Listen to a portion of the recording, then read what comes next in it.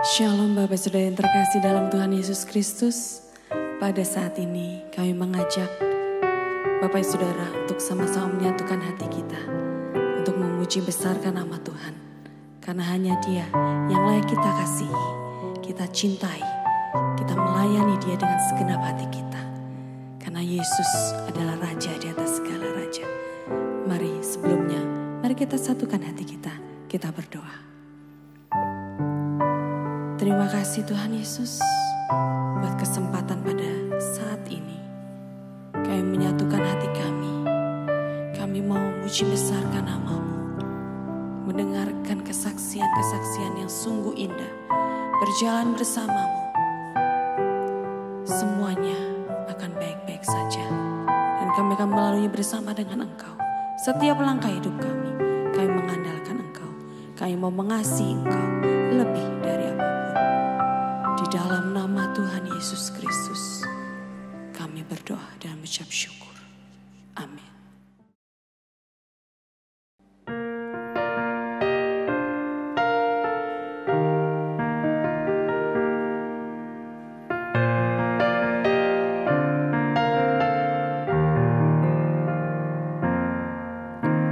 Kau penulis hidupku. Membuat segalanya baru. Engkau di dalamku dan ku ada dalam-Mu. Tak ada yang tak mungkin bagi-Mu. Ku dicipta untuk-Mu, untuk membawa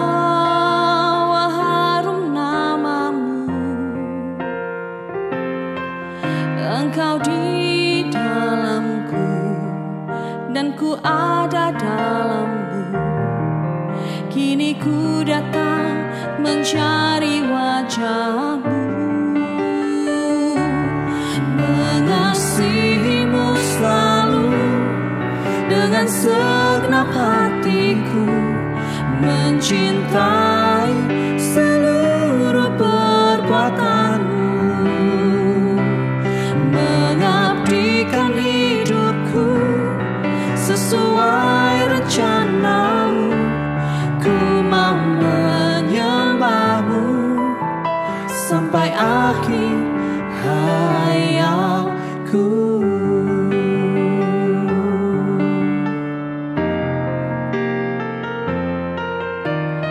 Kau memahami hatiku. Hanya Kau yang mengertiku selalu. Engkau di dalamku dan ku ada dalam-Mu. Kini ku datang mencari wajah-Mu. Mengasihi-Mu selalu dengan segenap hatiku. Mencintai seluruh perbuatan-Mu. Mengabdikan hidupku sesuai rencana-Mu. Ku mau menyembah-Mu sampai akhir hayatku. Mengasihi-Mu selalu dengan segenap hatiku. Mencintai seluruh perbuatan-Mu. Mengabdikan hidupku sesuai rencana-Mu. Ku mau menyembah-Mu sampai akhir hayatku.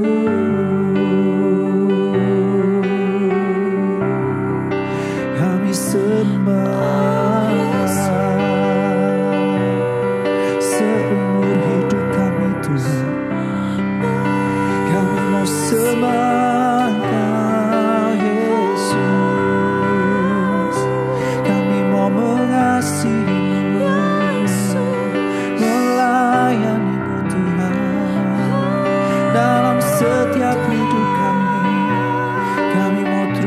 disembah. Hanya Kau yang layak diagungkan, hanya Kau yang layak disembah Tuhan. Hati kami limpah dengan syukur. Kami naikkan pujian bagimu, kami muliakan Kau. Haleluya. Kau pakai terus hidup kami Tuhan, mengasihi melayani, menjadi anak kerajaan-Mu Tuhan, dimanapun kami berada. Haleluya.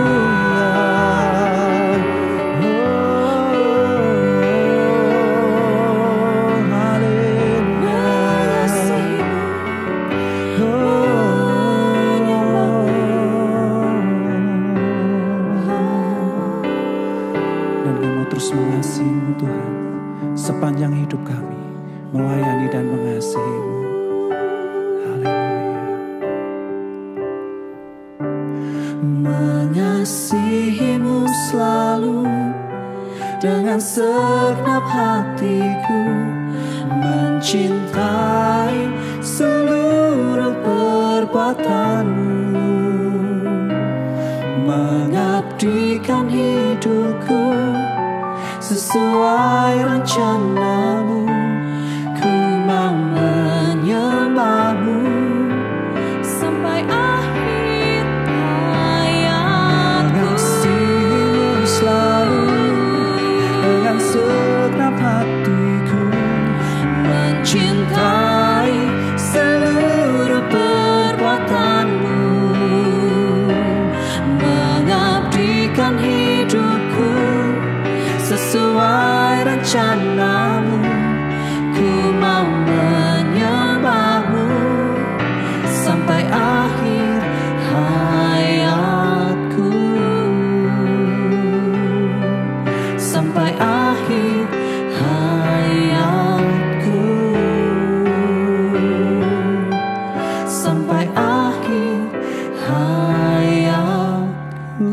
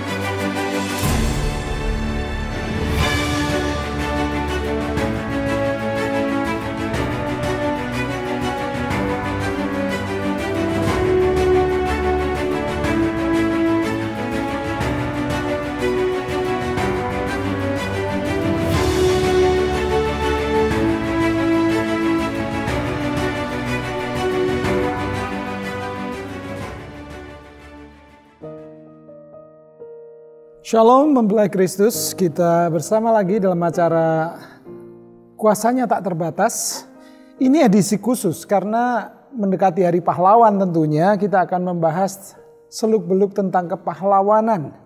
Tapi kita akan melihat dari sisi yang lain. Kita tidak akan membahas salah satu tokoh pahlawan atau siapa, tetapi sebagai generasi sekarang, bagaimana kita bisa mengapresiasi kehidupan para pahlawan zaman dulu. Itu jauh lebih penting dan kemudian menarik nilai dari kepahlawanan itu. Baik, di sini saya bersama Bro Anthony Tumimawar, seorang dosen sebenarnya, dosen ilmu komunikasi visual ya? Desain komunikasi visual. Desain komunikasi visual di UKSW. Tetapi saya nggak tahu ini hobi atau apa, kalau saya lihat di Instagramnya, hobinya itu mengumpulkan jejak-jejak sejarah. Nah ini boleh cerita nih, keren nih. Tapi sebelumnya silahkan kenalan dulu lebih detail. Ya. Salam mempelai Kristus, nama saya Antoni Tumomor, profesi saya dosen di UKSW, di FTI, di Prodi Desain Komunikasi Visual. Gitu. Kebetulan sudah menjadi dosen sekitar ya dimulai dari 2007 ya, mungkin sudah lama ya? Lama ya, sudah belasan tahun seperti itu. Ya. Desain komunikasi visual itu kan pasti luas sekali ya. Cakupannya luas ya, termasuk untuk iklan-iklan, branding dan sebagainya. Tapi kenapa kok saya lihat tertarik sekali dengan masalah-masalah sejarah, kemudian mengangkat kembali sejarah? Sebenarnya gini Mas, kalau melihat dari perkembangan saat ini ya, jadi sejarah selama ini dikemas mungkin masih dalam bentuk old gitu ya, old style. Sehingga gitu gak menarik ya? Ya, informasi yang mau sampaikan mungkin menarik. Maksudnya menarik dalam artian ini sejarah penting sekali buat diketahui oleh pada generasi saat ini dan juga mendatang gitu. Namun kemasannya yang kurang menarik kemasannya gitu ya. Maksud kurang saya. menarik. Dan apalagi sekarang sudah zamannya sosial media ya. Sosial media ya di mana itu sangat memegang peran penting sekali dalam proses perkembangan pertukaran informasi gitu. Apalagi kalau sekarang kita bisa bandingkan berapa persen sih mahasiswa atau enggak generasi sekarang nggak pegang handphone gitu. Dan berapa persen mahasiswa atau enggak generasi sekarang yang tidak mempunyai akun IG misalkan. Mungkin mereka mungkin tanda kutip akan dibully gitu ya. Wah, zaman sekarang kok nggak punya IG gitu, kemana aja gitu. Nah sebenarnya sih fenomena itu kalau bagi kita, bagi teman-teman yang sama-sama pemerhati sejarah, sebenarnya ini salah satu jalan masuk. Peluang ya? Iya, untuk bisa mengenalkan sejarah dengan lebih menarik gitu. Sehingga akar-akar atau nilai-nilai yang ada pada masa lalu itu memang akan dipakai untuk menata masa depan gitu. Jadi otomatis biasanya itu yang coba kemarin kenapa saya tertarik untuk mengulas berbagai sejarah, kemudian saya coba untuk mentransformasikan pengetahuan itu melalui Instagram. Ya. Ya, karena kalau sekarang mungkin orang akan datang di sebuah tempat atau ada buku, seberapa orang yang suka baca buku kan pasti jarang sekali ya.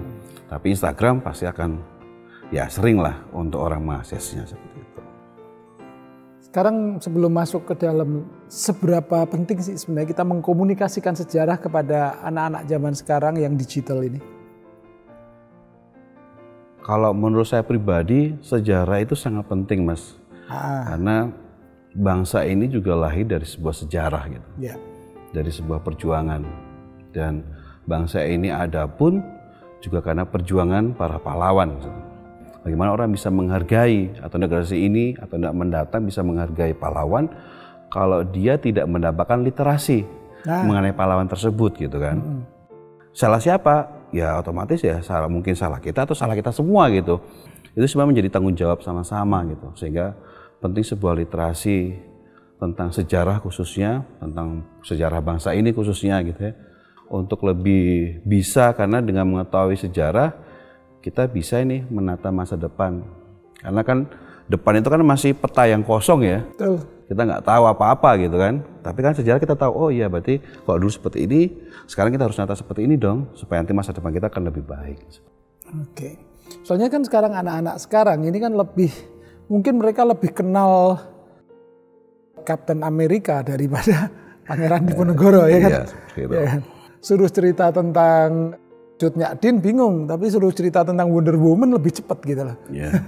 Nah ini karena sebenarnya bukan masalah aku minat ini nggak minat itu, tetapi bagaimana kita mengemas sejarah itu juga jangan sampai kalah dengan produk-produk zaman sekarang kan gitu ya.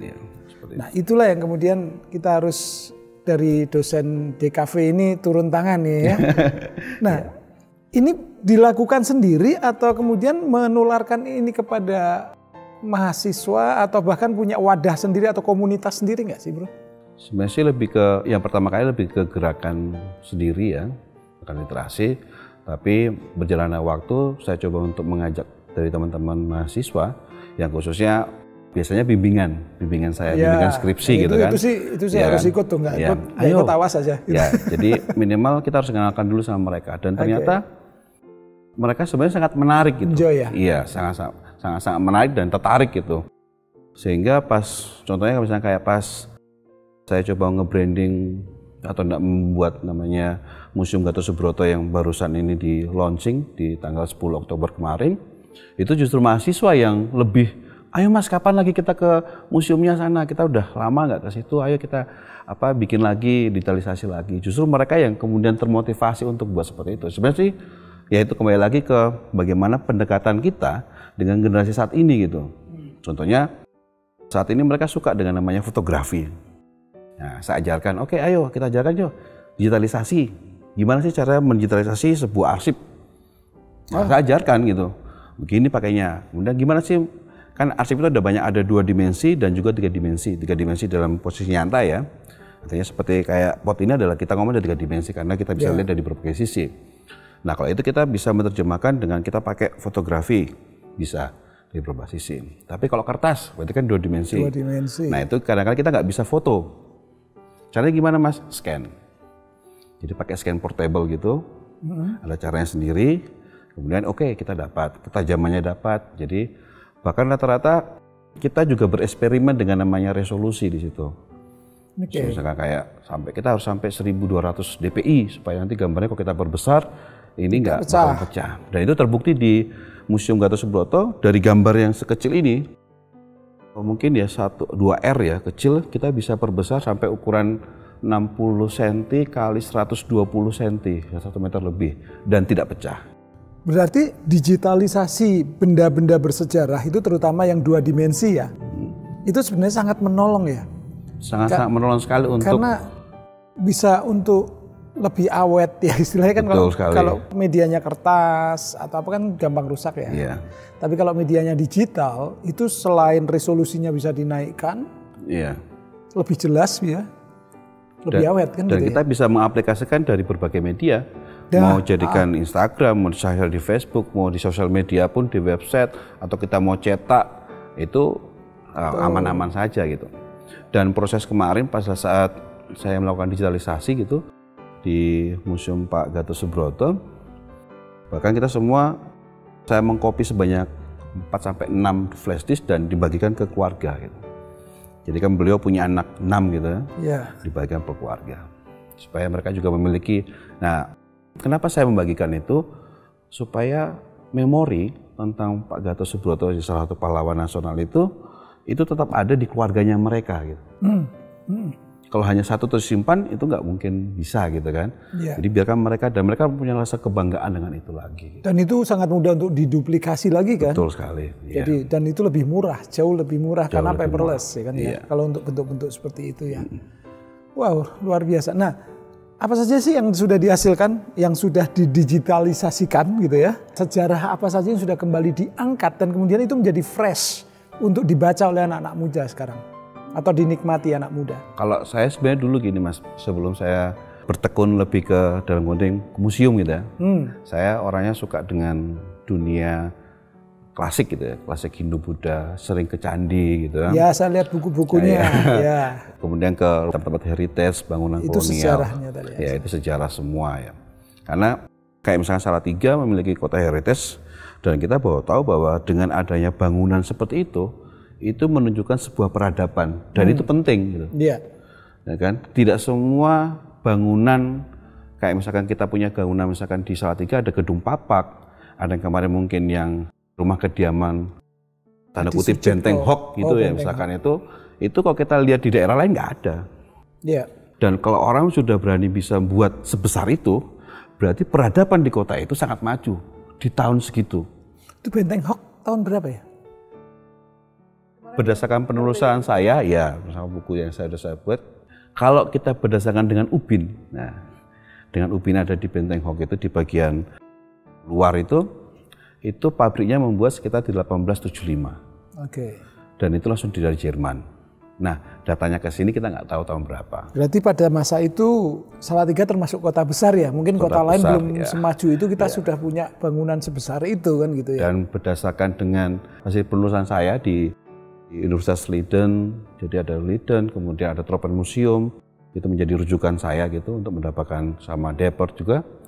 Ada satu buah foto lama di tahun 1910 difoto oleh seorang apoteker di Semarang.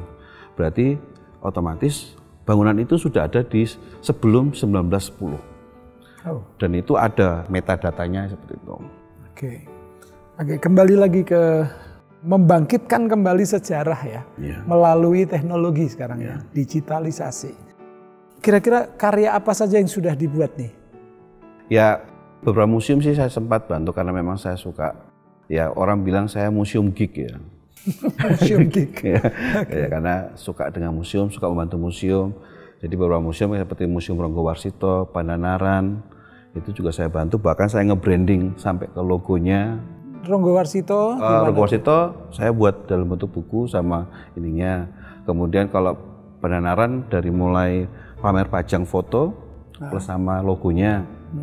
Kalau yang kemudian Suster Art ini sementara digitalisasi, Suster Art di Gambang itu Suster Art ya. Itu di Gambang Lawalung di Sumowono. Ya, Sumowono itu sebuah museum misionaris justru. Dan sudah tahun 1941 ya beliau udah meninggal. Dan itu museum sangat menarik dari segi pelayanan. Dan mungkin salah satu museum misionaris yang menurut saya itu asik gitu. Jadi dia sudah melayani di berbagai, jadi khususnya lebih ke anak kecil ya, anak kecil sama janda-janda seperti itu. Kemudian saya juga kemarin sempat membantu adanya museum di Salib Putih gitu.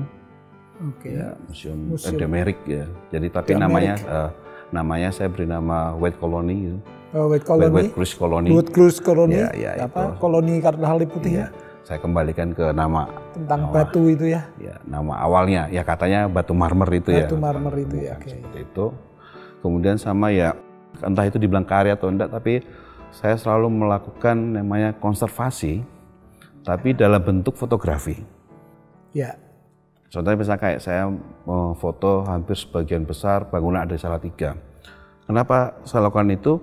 Suatu saat perkembangan itu akan menghilangkan bangunan-bangunan ini. Ya. Dan saya masih menyimpan bukti bahwa ini sudah ada, zaman dulu sudah ada, segini.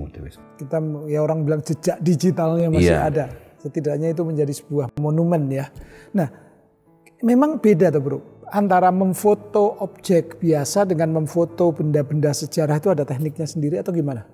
Dalam satu segi sebenarnya sama aja, karena juga kalau misalnya kita memakai foto bangunan gitu ya, berarti kita pakai teknik fotografi arsitektur.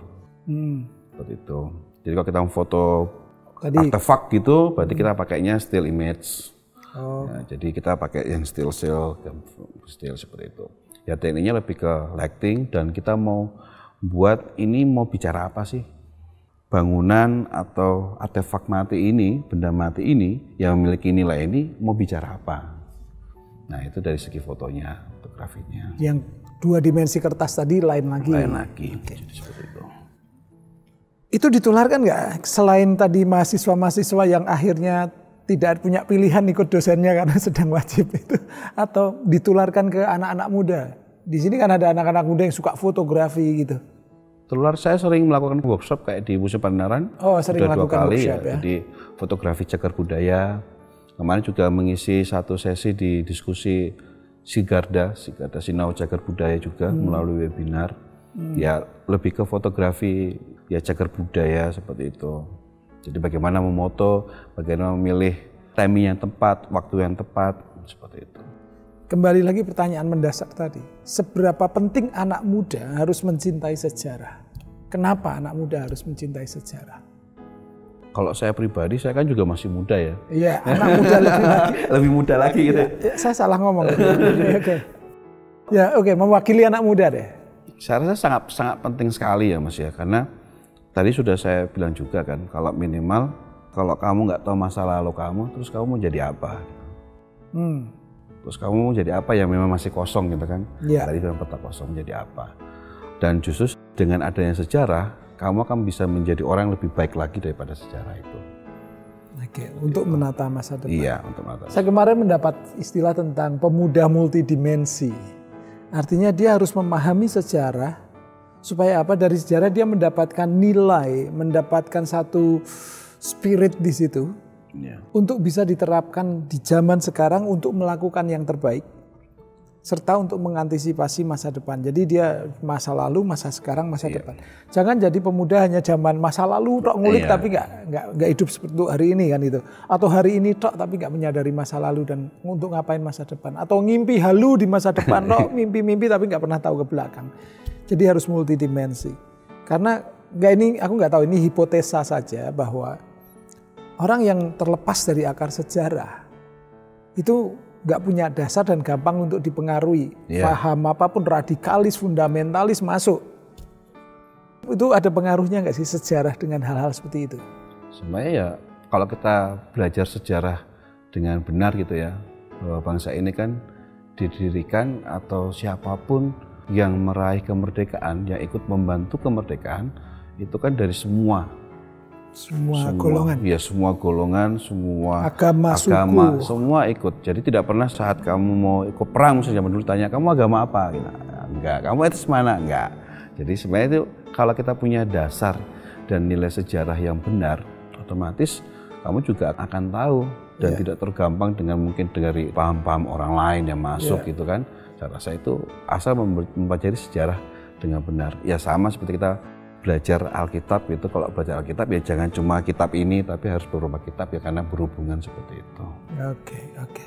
Nah menarik nih, tadi ada kaitannya juga dengan yang sekarang nih kan, menghargai sosok pahlawan gitu ya. Menurut, kan ini banyak ngulik nih, Gatot Subroto lah, Pak Emerick Book-Leverly gitu yang diulik, terus kemudian Suster Alt, terus Ronggo Warsito dan sebagainya, itu kan orang-orang di sosok sejarah dan juga termasuk pahlawan pada zaman. Nah, kira-kira definisi pahlawan menurut orang yang suka ngulik sejarahnya Pak Bro? Saya pribadi pahlawan seseorang yang memang berjasa gitu. Misalnya kita ngomongin pahlawan nasional berarti berjasa bagi bangsanya. Ya, kalau misalkan ketiga malaikat saya, faith, hope, love ya berjasa bagi saya. Itu pahlawan. Itu pahlawan bagi saya gitu. Faith, Faith, hope, love sama istri saya gitu. Adalah pahlawan. Iya, jadi karena kan kalau misalkan saya capek gitu, lihat mereka kok wah langsung segar lagi, langsung semangat lagi. Jadi saya pun juga tidak hanya membantu dalam artian pahlawan yang selama ini orang mengenal pahlawan nasional, tapi kayak misalkan Suster Alt itu kan lebih ke pahlawan kemanusiaan. Tanpa memandang agama, strata, semua. Sama kayak misalkan Pak Emerick juga pahlawan kemanusiaan bagi saya Semeru ya. Ya, bagi letusan yang Semeru. Yang menampung orang-orang pengungsi itu, letusan Kelut 1901 sampai 08 itu ya. 1901 yang fungsinya kemudian ada di Pancasila dan kemudian dibawa sampai seperti itu. Itu kan menolong pengungsi ya. Iya, pengungsi sama anak-anak nakal. Anak-anak dibawa ke situ. Ya, terus kalau Gatot Subroto jelas pahlawan nasional ya. Nah justru di Gelap Pak Gatot Subroto itu saya belajar banyak. Saya pribadi. Dalam artian saat kamu memiliki jabatan, kamu jangan memandang di bawah itu akan bawahan kamu. Tapi justru itu adalah teman kamu. Kenapa? Saya melihat beberapa foto-foto yang membuat saya kagum. Kan Pak Gatot Subroto adalah seorang jenderal yang mungkin kalau saya hidup di masa itu, saya tidak akan segan untuk bertemu dengan dia. Kenapa? Karena bagi saya adalah dia jenderal tanpa sekat. Tanpa sekat gimana? Dia bisa foto bareng tanpa ada yang menjaga dan orang dengan sangat leluasa untuk dekat sekali dengan dia. Pak Jokowi gitu juga ada sekarang. Iya, Pak Jokowi juga sama. Tapi kalau sekarang kan jadi ada protokolnya kan. Tapi sekelas jenderal sebesar itu, nah itu kan mungkin agak sedikit ya kalau saat ini kita agak mungkin berbeda ya. Nah, seperti itu. Dan beliau juga orang yang sangat menghargai agama, apalagi sangat membela namanya penindasan. Jadi saat ada tindas dia pasti akan bergerak. Jadi tanda kutip dulu teman-teman pada minoritas tetap dia akan merangkul sekali. Toleransi sekali. Iya, justru beliau sangat-sangat dihargai oleh para pemuluk Buddha misalnya khususnya di daerah Bandungan, dan bahkan beliau yang ya katanya dulu beliau juga menginisiasi yang adanya wihara di depan Kodam itu. Itu Jenderal Angkatan Darat. Cerita sedikit tentang Gatot Subroto kan sudah. Angkatan Darat. Sebenarnya beliau siapa dulunya? Kalau beliau memang kelahiran Banyumas, Timur, kemudian beliau adalah satunya jenderal yang melintasi 3 era. Beliau pernah jadi Knil, pernah jadi Peta, sampai terakhir adalah TNI itu. Zamannya Pak Harto. Kemerdekaan ya. Okay. Dan justru Pak Harto dulu pernah menjadi ajudannya beliau. Wih. Ya, Pak Harto, Pak Ahmad Yani jadi bahannya. Dan itu semua terpampang dari foto-foto yang ada di organisasi. Jadi kita enggak mungkin lah sekelasnya Pak Harto menjadi ajudan. Tapi memang kalau kita lihat foto-foto itu memang dia lihat seperti itu. Bahkan di forum yang tidak resmi, Pak Sudirman pun memanggil beliau adalah sebagai Mas gitu. Kang Mas gitu. Karena memang dari segi umur kan Jenderal berbeda. Besar itu ya. Walaupun memang dari jabatan berbeda ya. Tapi saat dia ini dan dia juga dekat sama Pak Hamengkubuwono yang kebetulan juga dulu kan juga tentara juga seperti itu. Oke. Tadi apa pelajaran apa yang didapat waktu ngulik tentang atau merestorasi atau mendigitalisasi tentang Pak Gatot Subroto, apa yang didapat tadi pelajaran? Salah satunya adalah saat melayani gitu ya, dalam pelayanan itu ya. Bagi saya kan dia saat menjadi jenderal kan melayani. Dia servant leader gitu, pemimpin pelayan seorang gitu. Pemimpin gitu, dia tidak pernah membedakan. Entah itu prajurit, entah itu rakyat, entah itu bawahnya mungkin lebih bawah lagi, dia tidak pernah membedakan itu. Dan itu juga kemudian, oh ya kok, ya mungkin saya agak sedikit pede ya kok kayak sama saya gitu ya. Sama saya kenapa? Ya saya dalam melayani walaupun saya bergereja dan saya anggota gereja Petani, tapi dulu saat pandemi awal gitu, saya melayani beberapa gereja ya mungkin di luar dari saya. Iya, membantu. Apa namanya? Ke arah ya multimedianya. Multimedia jadi, ya. Karena banyak waktu itu belum banyak yang siap untuk online kan ya. Jadi mentrainer pada alam mudanya supaya nanti mereka siap, saat mereka sudah siap ya saya bisa lepas. Gitu. Jadi ada GKJ, GPIB. Saya juga membantu dari teman-teman pondok pesantren untuk bikin video kultum. Kultum, kuliah 7 menit. Iya, setiap pagi seperti itu. Dan itu suatu hal yang menyenangkan ya, bagi saya sih menyenangkan karena berguna bagi orang lain itu sesuatu yang, apalagi melayani itu sesuatu yang menyenangkan bagi saya. Dengan bagi saya itu bukan suatu pekerjaan, ya kan? Jadi karena enjoy aja begitu. Boleh sedikit tak ngomong ke sana dulu ya. Ada satu pelajaran penting banget, terutama anak-anak muda. Sejarah itu membuat kita belajar satu nilai atau beberapa nilai yang sangat baik. Dan buktinya nilai itu ditangkap oleh seorang anak muda tadi ngakunya.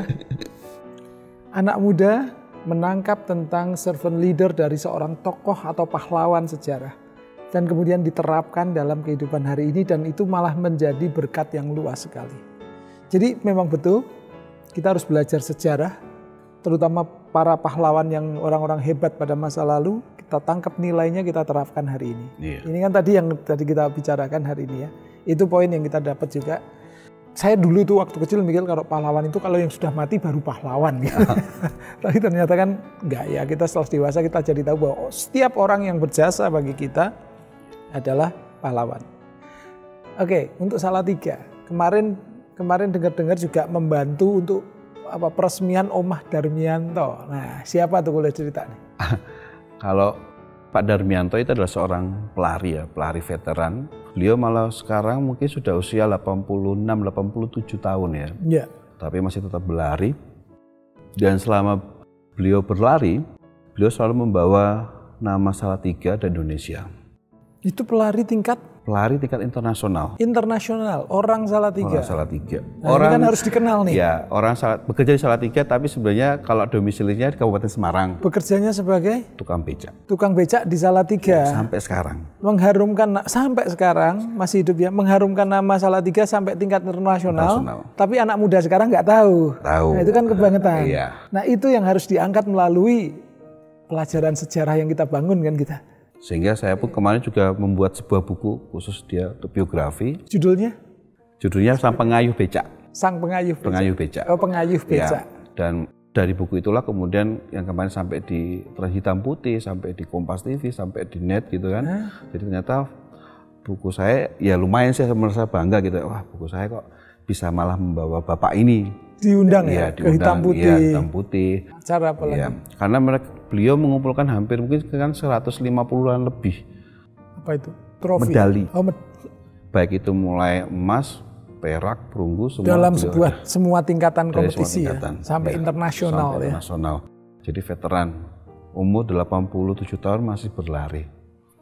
Sampai sekarang. Sampai sekarang. Sekarang masih sering becak nggak? Keseharian adalah dia pulang pergi Dadap Ayam, kira-kira perkiraan sekitar 20 kilo, pulang pergi berarti sekitar 40 kilo. Becak. Dan itu berlari. Lari. Becaknya disimpan di samping ada baru. Itu, sorry kita nggak mau menyinggung siapapun, perhatian pemerintah kepada beliau bagaimana? Kalau boleh tahu, ini kan ngulik sejarahnya. Iya. Ini pahlawan loh ini. Iya, bagi saya sih memang pahlawan gitu. Bagi saya pribadi karena saya juga mengambil nilainya dia gitu ya. Iya. Jadi nilainya kehidupannya dia seperti apa. Dan bagi saya sih kehidupannya sangat menarik karena dia adalah orang sederhana. Sangat sederhana sekali. Sangat sederhana dengan prestasi yang sangat mentereng gitu kan. Enggak, tadi pertanyaan saya pemerintah. Kalau pemerintah, jadi sebenarnya gini, kalau dari hasil wawancara, kebetulan saya juga membuat sebuah dokumenter juga tentang beliau gitu. Dari pemerintah saat memulai lomba ada. Oke. Jadi saat ada lomba mereka dikabari, beliau dikabari gitu. Cuma pas perlombaan ini kan harusnya ada pra ya. Ada pra, ada harus latihan, persiapan, harus minum. Nah itu yang mungkin harus di gizinya, iya, itu yang cek kesehatan gitu. Itu yang seharusnya lebih ditingkatkan lagi oleh mungkin pemerintah, karena kan jangan cuma misalkan pas saat mau lomba aja baru diinikan gitu kan, lomba tapi kan ada pranya, dia berlatih harus seperti apa seperti itu. Tapi sih sebenarnya dia juga menerima hal itu karena ya itulah saya sukanya dia adalah karena dia nggak terlalu, saya tidak bikin susah orang lain. Oke, itu luar biasa, itu pahlawannya betul-betul ya. Betul, jadi saya hidup ya itu bagi saya lari adalah hidup saya seperti itu. Dan kemudian gara-gara itu saya coba untuk membuatkan beliau sebuah monumen dalam bentuk museum rumah pribadi beliau. Saya rubah, kemudian saya pajang foto-foto beliau zaman dulu. Kemudian piagamnya, medalinya saya hias. Kemudian ya, kalau dulu kan cuma di instalase gitu, orang nggak tahu. Jadi saya ini harus dipromo, ini harus lebih banyak diceritakan supaya orang tahu di mana sih rumah Darmianto. Di daerah Dadap Ayam. Nah, gitu, itu kan harus lebih jelas lagi ya. Nih supaya kadang-kadang gini, marketing kita yang kurang. Iya. Kita sudah bangun itu bagus, marketing kita kepada anak-anak muda itu kurang kan itu. Padahal ya itu tadi ya. Yuk. Melalui acara ini mau ngomong apa nih khusus untuk kayak gini-gini nih? Ya khusus anak muda ya, jadi jangan menganggap kalian muda terus nggak bisa buat apa-apa seperti itu. Ya. Dengan masa mudanya kalian justru malah bisa berbuat lebih banyak lagi gitu. Entah itu melayani atau enggak ya minimal menjadi berkat bagi siapapun. Itu yang paling penting. Jadi tanpa melihat siapapun dia, tanpa melihat agama atau strata, selagi bisa menjadi berkat bagi orang lain, seperti yang bisa dibilang kan kita adalah sebuah kitab yang terbuka gitu, dan biarlah orang melihat kebaikan kita dan memuliakan nama Tuhan. Lakukan segala sesuatu untuk Tuhan. Ya, seperti di Kolose 3 ayat 3, lakukanlah semuanya dengan segenap hatimu seperti untuk Tuhan, bukan untuk manusia, seperti itu. Pada saat itu benar-benar kita jadi berkat ya. Dan gunakan sosial mediamu untuk memuliakan nama Tuhan. Wah, itu paling penting itu. Penting banget ya. Oke, sebenarnya banyak yang bisa kita bahas lebih dalam lagi. Saya tertarik terutama Rumah Darmianto tadi loh. Melalui acara KTT ini biarlah mungkin ini bisa membantu salah satu wadah untuk bisa mempromosikan lagi tentang para pahlawan yang sudah banyak berjasa yang perlu untuk diangkat lagi ke permukaan, di mana nilai-nilai hidupnya sangat membantu kita untuk menjalani hari ini dan mempersiapkan masa depan. Demikian KTT pada hari ini. Selamat Hari Pahlawan, Tuhan berkati. Merdeka. Tuhan berkati, merdeka. Puji Tuhan, kita berjumpa lagi di dalam kesempatan acara KTT yang saya percaya semua kita sudah diberkati setelah kita mendengar kesaksian daripada saudara kita Anthony Tumiwawar. Saudara, saya bangga sekali dengan anak muda ini. Ya, mungkin ya dia bapak lah ya, karena dia seorang dosen, dia seorang yang punya aktivitas yang menurut saya sangat luar biasa. Ya, hari-hari ini kita sedang banyak mencoba untuk mengangkat soal isu kebangsaan, dan Bapak Tumiwawar ya atau Anthony ini luar biasa ya, dia bisa masuk untuk menjadi berkat di lingkungan-lingkungan bukan kelompok kita, ya masuk secara terbuka ke pondok pesantren, ya ke kelompok-kelompok teman-teman dari agama lain yang non-Kristen. Dan yang luar biasa adalah juga dia mulai membangun satu perjalanan karier menurut saya, atau perjalanan pelayanan juga, yaitu mengangkat sejarah masa lalu melalui museum-museum yang harusnya memang ada. Kenapa? Karena kita sebagai generasi muda atau generasi merdeka ini, kita harus tetap ingat akan sejarah bangsa Indonesia ini. Itu sangat penting supaya kita tidak kehilangan identitas, kita tidak kehilangan semangat perjuangan, semangat kemerdekaan yang sudah dibangun oleh founding fathers kita, ya. Jadi saya bersyukur mendengarkan ataupun melihat sepak terjang daripada Pak Antoni ini. Dan saya bersyukur kalau ada anak-anak muda yang lain juga mulai mengikuti jejaknya. Ya, untuk kita mulai membangun satu rasa kebangsaan, nasionalisme, cinta bangsa ini, mengerti akan sejarah bagaimana bangsa ini didirikan, dan luar biasa. Kita pasti akan menjadi orang yang terbuka karena bangsa ini terdiri dari berbagai macam kelompok, ya. Dan keperbedaan adalah satu keniscayaan. Artinya itu memang ditetapkan oleh Tuhan. Setelah kita harus menerima keperbedaan menjadi sesuatu aset, ya, menjadi suatu kekuatan untuk kita bergandeng tangan, kita saling berbagi satu dengan yang lain, ya, tanpa melihat latar belakang mereka apa, suku apa, agama apa. Setelah Tuhan Yesus datang ke muka bumi ini juga tidak ingin mengelompok-kelompokkan, tapi justru ingin membuat kita bisa lebih menyatu dengan orang-orang yang berbeda dengan kita. Kita tahu bagaimana sejak dari awal Tuhan Yesus sendiri memerintahkan kepada Petrus supaya Petrus, kamu sekarang mulai harus menginjil kepada orang-orang yang non-Yahudi. Saat Petrus melihat penglihatan, sudah ada makanan-makanan yang najis yang Tuhan bilang makan, ya. Tapi Petrus bilang, enggak, aku enggak pernah makan makanan najis. Tapi Tuhan bilang makan. Itu artinya sebetulnya supaya Petrus pun jangan memiliki sikap hati yang terkotak-kotak hanya untuk kelompoknya sendiri, bangsa Yahudi sendiri. Tapi memang Petrus agak tidak terlalu mudah, saudara. Makanya kemudian Tuhan pakai Paulus, yang kemudian dia dipakai Tuhan untuk menyampaikan berita-berita kabar baik ini kepada bangsa-bangsa non-Yahudi. Setelah adalah sesuatu yang baik, kita ada di negeri Indonesia ini yang terdiri dari berbagai macam suku, agama, budaya yang berbeda-beda. Sejarah kita, sejarah negeri ini dibangun oleh semua kelompok. Makanya kita harus mulai belajar, yuk, jangan sampai menjadi orang Kristen yang tertutup, saudara. Jangan jadi orang yang beragama yang tertutup, seperti menganggap agama kita yang paling baik.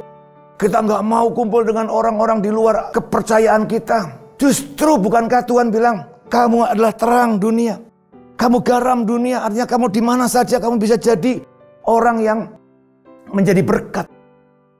Antoni sudah jadi berkat sesuai dengan talenta yang Tuhan percayakan. Dia mengajar mengenai fotografi, dia mengajar mengenai dunia digital sekarang yang hari-hari sedang marak, sudah dipakai di mana-mana. Dan dia juga ingin mengangkat potensi-potensi sejarah dengan membuat museum-museum yang bagus, buku-buku yang bisa dibaca oleh banyak orang, sehingga membuat kesadaran kita semakin terbuka. Itu jadi berkat. Jadi saya bersyukur sekali dengan kehidupannya dia dan perjalanan kehidupannya. Filipi 4 ayat 5 mengatakan, hendaklah semua orang dapat melihat hidupmu yang baik hati, sebab tidak lama lagi Tuhan akan datang, saudara. Ini saya baca versi bahasa Indonesia masa kini, ya. Jadi Filipi 4 ayat 5. Sekali lagi, hendaklah semua orang, tidak hanya kelompok kita, kelompok apa, tapi semua orang melihat sikapmu yang baik hati. Jadi kita harus berbagi kebaikan ini bukan hanya untuk orang-orang kita sendiri, Kita tidak hanya menunjukkan kebaikan hanya untuk orang-orang kita sendiri, teman-teman kita sendiri, tapi orang-orang di luar sana. Kita nggak boleh ada sekat-sekat dalam kehidupan kita. Kita harus jadi berkat dimanapun, kapanpun. Ya, saudara berada, jadilah berkat. Karena itulah yang menjadi panggilan kita sebagai orang-orang yang sudah diselamatkan melalui harga yang mahal, yaitu kematian Yesus di kayu salib. Saya mendorong, saudara, saya berdoa sungguh-sungguh kita sebagai anak-anak bangsa. Kita tidak boleh lagi mengatakan, aku tidak mau kumpul sama dia. Beda dengan aku. Tapi mari kita belajar menerima, menghargai, mendukung, memberikan pencerahan-pencerahan yang terbuka. Sehingga keberadaan kita bisa menjadi berkat bagi siapa saja. Karena tadi dikatakan, sebab tidak lama lagi Tuhan akan datang. Arti ini bisa diartikan secara harafiah, tapi juga secara rohani. Artinya, kalau kita berbuat baik, mungkin bukan dalam arti kata Tuhan yang datang, tapi kita merepresentasi Tuhan. Sehingga orang bisa lihat Tuhan melalui hidup saudara dan saya. Semua orang bisa melihat itu, bukan hanya untuk orang-orang tertentu saja. Biarlah apa yang sudah kita dengar, kita lihat bersama-sama melalui kehidupan Antoni, dan kita bisa menerimanya dengan baik dan kita mulai melakukannya dengan sepenuh hati kita. Kiranya Tuhan memberkati, mari kita berdoa. Tuhan, kami mengucap syukur untuk satu kesaksian yang begitu indah di tengah-tengah kami.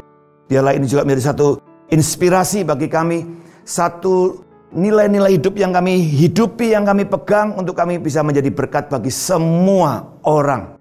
Kami menanggalkan setiap sekat-sekat, tembok-tembok yang menutupi hati, pikiran kami, cara pandang kami, yang selama ini kami bangun. Kami mau bersatu, kami mau bersama-sama dengan semua sesama kami. Kebaikan kami bisa biar dinyatakan kepada mereka.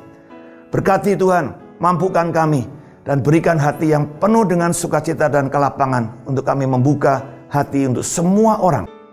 Kami percaya Kau pakai setiap kami hanya dalam berkat kasih karunia Tuhan yang melimpah-limpah. Dan hanya di dalam nama Tuhan Yesus Kristus kami berdoa. Amin. Tuhan berkati, salam sehat dan terus semangat.